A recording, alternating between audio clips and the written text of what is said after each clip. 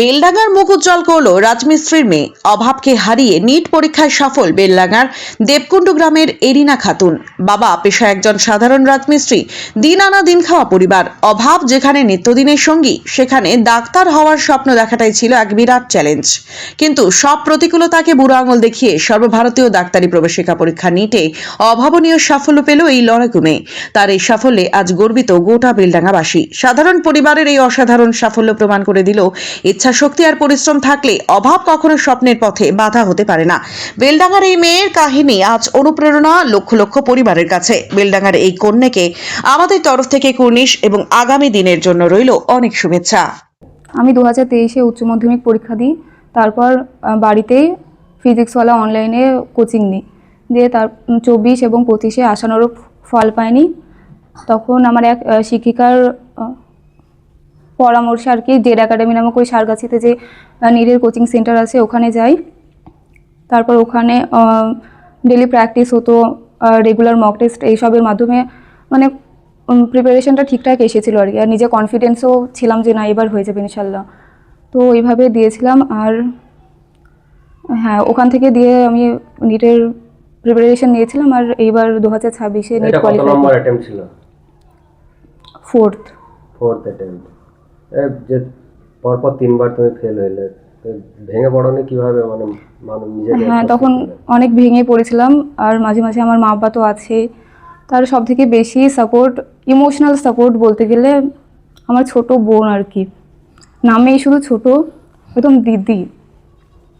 তুমি ভাবতে পেরেছিলে যে মানে একদিন না একদিন সফল হবেই? বড় দাদারও আছে অনেক সাপোর্ট। আমার আব্বা মা পড়াশোনা একদমই জানেই না, মানে আব্বা কোনোদিন স্কুলেও যায়নি, তাই বলে এরকম না যে সাপোর্ট করেনি। এরকম অনেকজনের ভাবনা চিন্তা থাকে যে পড়াশোনা জানে না, মর্মও জানে না, কিন্তু আব্বা একদমই সেই ক্যাটাগরিতে পড়েই না যে আমি পড়তে পারিনি তো আমার ছেলে মেয়েকে পড়াবো। আর মা একদমই লিমিটেড প্রাইমারি এডুকেশন যেটা সেটাই কমপ্লিট করেছিল। তো মায়েরও অনেক সাপোর্ট আছে। আব্বার একদম জেদ ছিল যে আমার মেয়েকে কিছু করাবো, সে যে যা বলছে বলুক, আমি পড়াবো আর করাবোই। আর আল্লাহ দোয়া তো ছিলই, তো হয়ে গেছে ইনশাল্লাহ। দিনে কতক্ষণ পড়াশোনা করতে? দিনে ঘুম, স্নান, খাওয়া দাওয়া বাদে সবসময় পড়াশোনাই ছিল। 15-16 ঘন্টা তো হবেই। এবছর নিট তো প্রথম যে পরীক্ষাটা হয় ক্যান্সেল হয়ে যায়, তারপর আবার পরীক্ষা হয়, যখন শুনলে যে ক্যান্সেল হয়ে গেল তারপরে নিজেকে কতটা আবার প্রস্তুতি নিলে, কিভাবে শুরু করলে আবার? হ্যাঁ, তখন হালকা ভেঙে পড়েছিলাম যে আবার সেই একই লুপ, একই পড়াশোনা, তো সবার জন্য ক্যান্সেল হয়েছে এটা ভেবে একটু পজিটিভ ছিলাম যে আমার একার জন্য তো না। আর যেহেতু লিক হয়েছে তো র্যাঙ্কটাও হয়তো সেরকম ভ্যারি করতো, আমার যেটা আমি ডিজার্ভ করি সেটা হয়তো আসতো না। তো সেই হিসাবে একটু পজিটিভ ছিলাম যে আল্লাহ যা করে ভালোই করে, ইনশাল্লাহ ভালোই হবে সব কিছু। পড়াশোনা কোন সাবজেক্ট তোমার প্রিয়? কেমিস্ট্রি। ছোট থেকে কি ডাক্তার হওয়ার স্বপ্ন ছিল? হ্যাঁ, ছোট থেকে এরকম লাইফ সায়েন্স ভালো লাগতো, ফিজিক্যাল সায়েন্স ওদিকে, তো হ্যাঁ করবো এরকম, কিন্তু কিছুই জানতাম না যে কি হয়। তারপর মাধ্যমিকের পর জানলাম যে এরকম নিট দিতে হয়। মা বাবা তো কিছুই জানে না, ফ্যামিলিতে কেউ সায়েন্স নিয়েও পড়েনি আর কি, আমি ফার্স্ট সায়েন্স, মানে পুরো ফ্যামিলিতে হ্যাঁ সায়েন্স নিয়ে কেউ পড়েইনি। তো অনেক সমস্যা এসেছিলো, অনেক স্যার ম্যামও হেল্প করেছে এই বিষয়ে। যেহেতু বলছো তোমার বাবা মা কিছু জানতো না, কিভাবে মানে কাদের সাপোর্ট পেয়েছিলে যে এত দূরে? হ্যাঁ, প্রাথমিক অবস্থায় বলতে গেলে আমি যে স্কুলে মাধ্যমিক দিয়েছিলাম ওখানকার শিক্ষিকা, প্রধান শিক্ষিকা আর কি, মুর্শিদা ম্যাম, উনি বলেন যে তুমি তো এরকম সায়েন্স পড়তে পারো, তো সেই দিক থেকে ম্যাম অনেক হেল্প করেছেন। আর আমার আব্বা মা এরকম ছিল যে আমরা যা খাই যা পড়ি তোমাকে ভাবতে হবে না, আমি সব ম্যানেজ করে নেবো, তুমি শুধু পড়ো, তুমি পড়তে পারো যেহেতু আমাদের ফ্যামিলির মধ্যে, তো তুমি দেখে যাও, আমি টাকা পয়সার ব্যাপার দেখে নেবো। মা আব্বা অনেক এইদিকে করেছেন। আর কি বলবে আগামী যারা নিট অ্যাসপিরেন্ট তাদের জন্য কি বলবে? আমি তো একদমই সাধারণ ফ্যামিলি থেকে উঠে এসেছি, মানে কিছুই জানি না মা আব্বা, তো আমি যদি সেইখান থেকে এসে করতে পারি তো জেদ আর কঠোর পরিশ্রম থাকলে সব কিছুই সম্ভব আর কি, কোনো কিছু বড় না। নিট তো কিছুই না সেই হিসাবে যে না হয়েই যাবে। আর কনসিস্টেন্স থাকতে হবে যে না আমি রেগুলার পড়বো, ইনশাল্লাহ সব কিছু ভালোই হবে। কোন কলেজে মানে পড়ার ইচ্ছা আছে? আমি যেহেতু মুর্শিদাবাদের মেয়ে, তো সেই হিসাবে আমার প্রাথমিক একটা থাকবে যে না এলাকার লোকের একটু থাকে যে না আমি এখানে মুর্শিদাবাদ মেডিকেল কলেজ যেটা সেটাই নেবো ভাবছি, তো দেখা যাক কি হয়। ডাক্তারি হওয়ার পরে কি স্বপ্ন আছে? গাইনোকোলজিস্ট হবো আর কি, যেহেতু মেয়েদের গ্রামের দিকে তো অনেকই প্রবলেম হয়, আমি নিজে ফেস করেছি অনেক কিছু, তো তো সেই দিক থেকে মেয়েদের একটা সাপোর্ট, যাই হোক আমি একটু ওই দিক থেকে আছি, তো গাইনোকোলজিস্ট হওয়ার ইচ্ছা আছে আর কি। তোমার নাম? এরিনা খাতুন।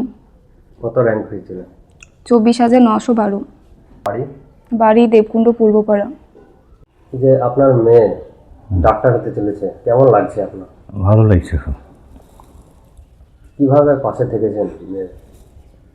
পাশে আমরা যেমন তেমন ছিলাম, মেয়েরই সব কিছু আর কি। আমরা তো অশিক্ষিত লোক, সেই হিসাবে মেয়েই সব কিছুই করেছে। আর তার মধ্যে একটুখানি ওই মাধ্যমিক দেওয়ার পরে আপনার ওই স্কুলের ম্যাডাম একটা পরামর্শ দিয়েছিল যে মেয়ে আপনার খুব ভালো, আপনার মেয়েকে পড়াইতে পারলে একটু অনেক কিছু হইতে পারে। এই হিসাবে আরও চেষ্টাটা নেওয়া হয়েছিল। ছোট থেকে কি মেধাবী ছিল? ছোটো থেকে মেধাবী ছিল, কিন্তু ওটা তো আমরা বুঝতে পারি না, আমরা তো পড়াশোনা জানতাম না। এর মধ্যে আবার মাধ্যমিকের পরেই এটা মানে হয় আর কি। ছোট থেকে ওই মানে 1-2 মধ্যেই থাকতো প্রত্যেক ক্লাসে। ওটা ভেবেছে মানে যেখানে পড়িছে, যেসব প্রথম জীবনে যেমন ইতে মাধ্যমিক দিয়ে আপনার ইতে গিয়েছিল, ওই কি বলছে না না ঝুনকা মানে ওটা কি বলছে ভয়েস একাডেমিতে। তো ওখানকার স্যার ম্যামরা যেভাবে বলতো বা ই করতো, তাতে মেয়ের খুব ভালো ছিল আর কি।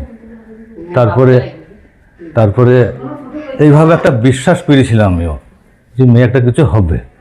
তারপরে আমি একটা মাঝখানে একটা পোস্ট অফিসে চাকরি এসেছিলো, সেটা আমি ধরে দিয়েছিলাম।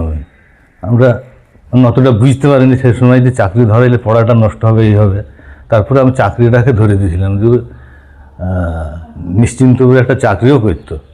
তারপরে 2 বছর অনলাইনে পড়ে ওর মানে একটুখানিকের জন্য কমে গিয়েছিল। এর আগের বার 600 মতন লাগতো, 500 কত পেয়েছিল। তা সেই হিসাবে আবার এখানে দিয়ে আর ওই চাকরিটাও করতো ওই ফাঁকে। তো এমনি তো ইতে আপনার অ্যালাউ করে না, তো সেটাও ওকে অ্যালাউ করেছিল। আপনার মেয়েকে কি বার্তা দেবেন? আগামীতে ডাক্তার হবে, কিভাবে মানুষের পরিষেবা দেবে, কি বলবেন? মেয়েকে এইটাই বলবো, মানুষের মতন মানুষই ভালো, কি সবার জন্য ইয়ে হয়, একটুখানি ভালো হয় যেটা। আপনার নাম? আমার নাম আকবর শেখ। কি করেন? আমি কাজ করি রাজমিস্ত্রি। খুব ভালো লাগছে, কতটা খুশি আপনার? খুব খুশি আমি। কতটা পড়াশোনা তো আপনি দেখতেন সবসময় করতেন? আমি সবসময় দেখতাম, আজ 12টায় 1টায় সবসময় পড়তো, বকতাম আমি। শরীর খারাপ হয়ে পড়বে, ও পড়তে হবে না, তাই বলে আমি সবসময় বকাবকি করতাম, তার ভিতরে পড়তো। এই যে তিনবার পরীক্ষাটা ফেল করলো, তখন কিভাবে পাশে ছিলেন? তখন আমরা পাশে ছিলাম, মানে বাড়িতে পড়ছি, এ পরীক্ষা 3-4 বারই লাগে, তাই বলতো আমার মেয়ে দি সেইটাই বিশ্বাস করে আমার মেয়ে পারবে, এই বিশ্বাসটা ছিল আমার। ভেঙে পড়বে এটা ভাবতাম না, যে এমনি এমনি বাইরে কিছু বলতো, ওইটিলে একটু মন খারাপটা করতো, ওইটিতে একটু ভয় লাগতো। ডাক্তার হয়ে সবসময় আমি বলবো গরিব মানুষের পাশে থাকবেন, সেইটি আমার আছে।